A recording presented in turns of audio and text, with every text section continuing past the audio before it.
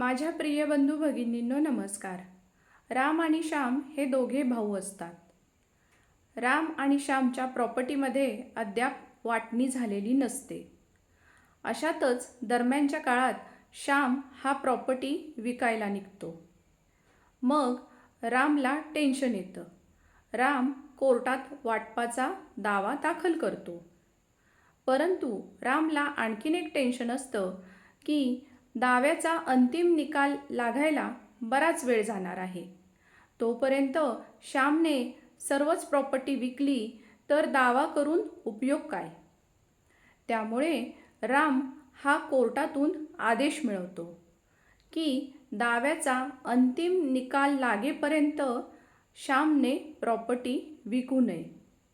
आता मेहरबान कोर्टांनी जो आदेश दिला त्या आदेशास इंटरलोकेटरी ऑर्डर असे म्हटले जाते.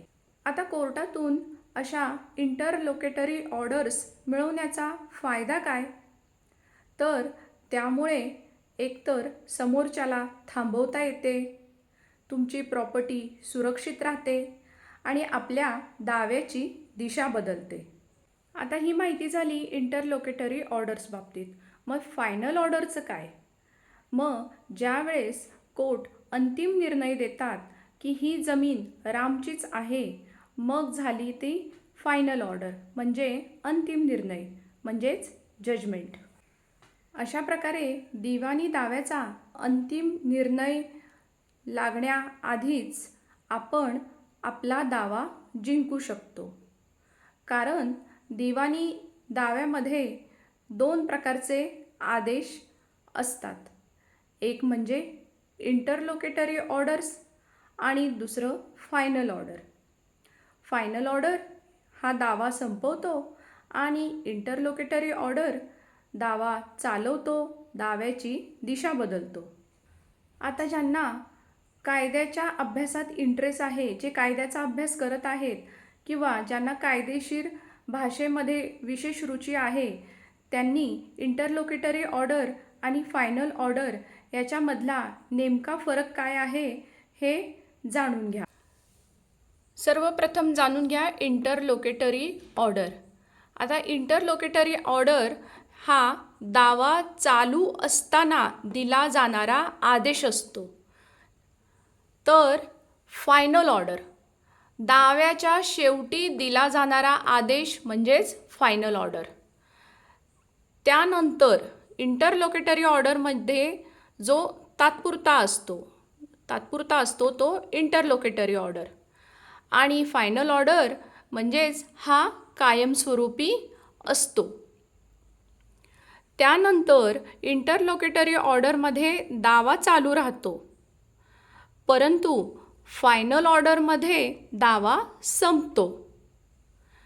इंटरलोकेटरी ऑर्डरमध्ये अंतिम आदेश नसतो, परंतु फायनल ऑर्डरमध्ये अंतिम निर्णय असतो. त्यानंतर इंटरलोकेटरी ऑर्डरमध्ये सर्व इंटरलोकेटरी ऑर्डर्सवर अपील नाही, फक्त कायद्याने दिलेल्या ऑर्डरवरच अपील करता येते.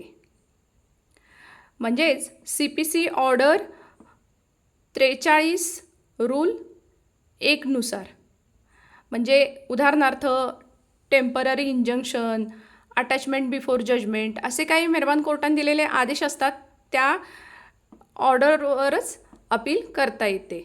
ज्यामध्ये कायद्याने नमूद केले असतील तेवढ्यावरच, सर्वांवर अपील करता येत नाही. परंतु फायनल ऑर्डरमध्ये फायनल ऑर्डर म्हणजेच फायनल जजमेंट, त्याची डिक्री होते.